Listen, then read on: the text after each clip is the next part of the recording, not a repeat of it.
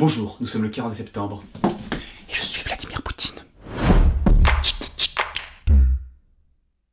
Menteur.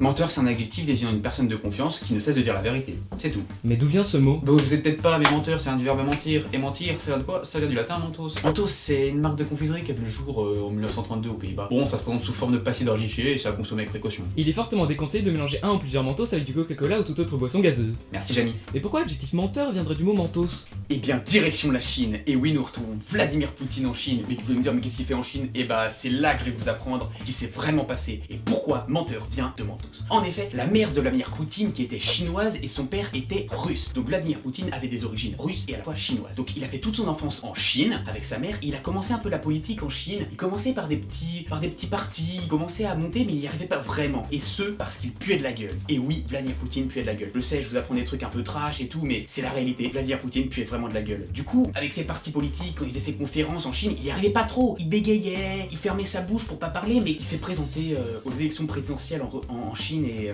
c'est là que tout a commencé. C'est là que tout le calvaire a commencé pour Vladimir Poutine. Il s'est fait arrêter par les autorités. Mais c'est pas vraiment lui qui s'est fait arrêter par les autorités, c'est sa bouche. Ils ont carrément mis sa bouche en quarantaine. Putain, sa bouche est partie en quarantaine. Il a pas du tout apprécié. Du coup, qu'est-ce qu'il a fait? Bah putain, vous allez me dire, mais qu'est-ce qu'il a fait? Mais moi je vais vous dire ce qu'il a fait. Il a pris le premier avion direction Pays-Bas. Du coup, il a récupéré sa bouche qui était mise en quarantaine. Il est allé aux Pays-Bas. Pays-Bas, c'était vers 1932. 1932, c'est quoi? C'est le début de la création de l'usine Mentos. Du coup, bah il se balade, il recommence à faire sa vie. Personne ne sait parce qu'il parle pas trop en fait. Il commence à faire sa vie comme ça, à droite à gauche, et il sait pas trop parler. Et du coup, il arrive par je ne sais comment à rencontrer le créateur de l'entreprise Mentos. Et c'est là qu'il rentre en contact, à droite à gauche, il parle, etc. Il commence en 1932 à manger le premier Mentos. C'est lui qui a l'honneur de manger le premier Mentos. Et là, il entame une discussion avec le directeur de l'entreprise. Et là, magie, il pue pas de la gueule. Là, il comprend pas, il arrive à parler aux gens et il se passe rien. Et il comprend pas, du coup, il commence à manger des Mentos, toujours plus. Et ça devient le plus gros consommateur de Mentos. C'est pour ça que l'entreprise, hop, elle est montée. Elle a vraiment fait un chiffre d'affaires énorme grâce au plus gros consommateur de Mentos. C'était Vladimir Poutine à l'époque en 1932. Et après, bah, il se dit, oui, c'est bien beau de manger des Mentos et tout, mais il faut bien les payer les Mentos, faut bien faire quelque chose, faut bien faire un métier pour payer tout ça. Et du coup, c'est là qu'il se dit, j'ai pas réussi ma campagne en Chine, j'ai pas réussi ma carrière politique en Chine, j'ai aussi des origines russes, j'ai un père qui est russe. Du coup, qu'est-ce qu'il fait? Hop, il part pour les élections présidentielles de 2000 en Russie. Il prend l'avion, il va en Russie, il commence un peu avec ses stocks de Mentos à parler aux gens, à faire des meetings, et ça marche de plus en plus.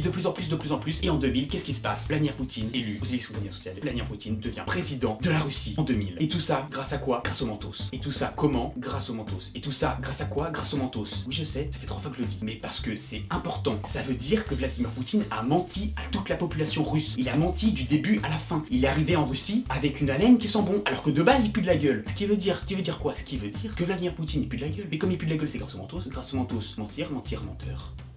Tout est lié.